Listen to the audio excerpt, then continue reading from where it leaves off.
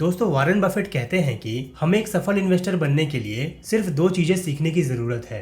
पहला, how to think about stock market, यानी कि स्टॉक मार्केट के बारे में हमें कैसे सोचना चाहिए। साथ ही स्टॉक मार्केट क्या है और ये कैसे काम करता है, इसे अच्छे से समझना और इन्वेस्टिंग के लिए सही माइंडसेट बनाना। और दूसरा है हाउ टू वैल्यू कंपनीज, जिसका मतलब है कंपनियों की वैल्यू का अंदाजा लगाना, यानी कि उनकी इंट्रिंसिक वैल्यू को निकालना, ताकि हम ये जान सकें कि कंपनी का शेयर प्राइस उसके इंट्रिंसिक वैल्यू से कम है या ज्यादा, जिससे हमें ये पता चलेगा कि कंपनी अंडर वैल्यूड है या ओवर वैल्यूड। दोस्तों वॉरेन बफेट इन्वेस्टिंग को एक सिंपल प्रोसेस मानते हैं, पर वो इसे ठीक से अप्लाई करने को इतना आसान नहीं मानते, क्योंकि अगर ये इतना आसान होता तो फिर हर कोई सफल इन्वेस्टर बन जाता। पर वो ये जरूर कहते हैं कि अगर हम बेंजामिन ग्राहम की बताई बातों को अच्छे से फॉलो करें जैसा उन्होंने किया है, तो लॉन्ग टर्म में हम बिल्कुल एक सफल इन्वेस्टर बन सकते हैं। दोस्तों स्टॉक मार्केट के बारे में सही माइंडसेट बनाने के लिए वॉरेन बफेट हमें स्टॉक मार्केट के फियर और ग्रीड के साइकिल को समझने के लिए कहते हैं। वो कहते हैं कि जब कंपनी की शेयर प्राइस बढ़ती जाती है और वो ओवर वैल्यूड होती जाती है, तो अक्सर इन्वेस्टर्स ग्रीड यानी लालच में आकर इन कंपनियों के शेयर्स को किसी भी प्राइस पर बाय करने के लिए रेडी हो जाते हैं। वहीं जब इन्हीं कंपनियों की शेयर प्राइस क्रैश होकर हमें अंडर वैल्यूड प्राइस पर मिलती है, तो इन्वेस्टर्स फियर में आकर इन कंपनियों के शेयर्स को किसी भी प्राइस पर बाय करने के लिए रेडी नहीं होते हैं। पर वॉरेन बफेट कहते हैं कि अगर हम स्टॉक मार्केट में एक सफल इन्वेस्टर बनना चाहते हैं, तो हमें इसका ठीक उल्टा करना होगा, यानी हमें शेयर्स को तब बाय करना होगा जब उसका शेयर प्राइस क्रैश होकर अंडर वैल्यूड प्राइस पर हो, और हमें शेयर्स तब सेल करना होगा जब उसका शेयर प्राइस बहुत बढ़कर ओवर वैल्यूड प्राइस पर हो।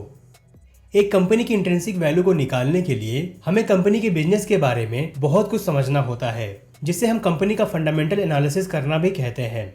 फंडामेंटल एनालिसिस में मेनली दो तरह के एनालिसिस होते हैं।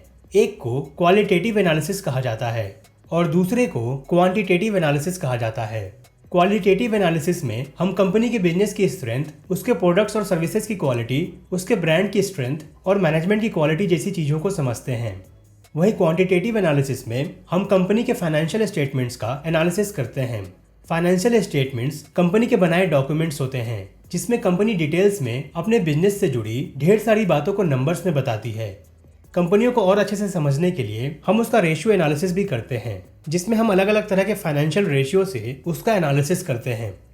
दोस्तों फंडामेंटल एनालिसिस से हमें कंपनी के बारे में बहुत सारी इंपॉर्टेंट इन्फॉर्मेशन मिलती है, जैसे उसकी फाइनेंशियल स्ट्रेंथ, बिजनेस ग्रोथ के चांसेस या प्रॉफिट ग्रोथ के चांसेस। और हम फिर इन सब चीज़ों का यूज करके अलग अलग तरीकों से कंपनी की इंट्रिंसिक वैल्यू का अंदाज़ा लगाते हैं। दोस्तों किसी कंपनी की इंट्रिंसिक वैल्यू का अंदाज़ा लगाना थोड़ा कॉम्प्लेक्स प्रोसेस होता है, पर हम अगर बिजनेस, इन्वेस्टिंग, स्टॉक मार्केट और फाइनेंस के बेसिक्स को समझते हैं, तो हम प्रैक्टिस करके टाइम के साथ इसे बिल्कुल सीख सकते हैं, और इसलिए हम इसे पूरे डिटेल में दूसरे कोर्सेज में सीखेंगे। दोस्तों अब तक हमने जाना कि स्टॉक मार्केट में वैल्यू इन्वेस्टिंग की स्ट्रेटजी को फॉलो करके अगर हम अच्छी कंपनियों में लॉन्ग टर्म के लिए इन्वेस्ट करें, तो हम काफ़ी अच्छे पैसे बना सकते हैं। पर आखिर हम स्टॉक मार्केट से लॉन्ग टर्म में कितने पैसे बना सकते हैं? 1 करोड़, 5 करोड़, 50 करोड़ या उससे भी ज़्यादा? जानते हैं अगले लेसन में।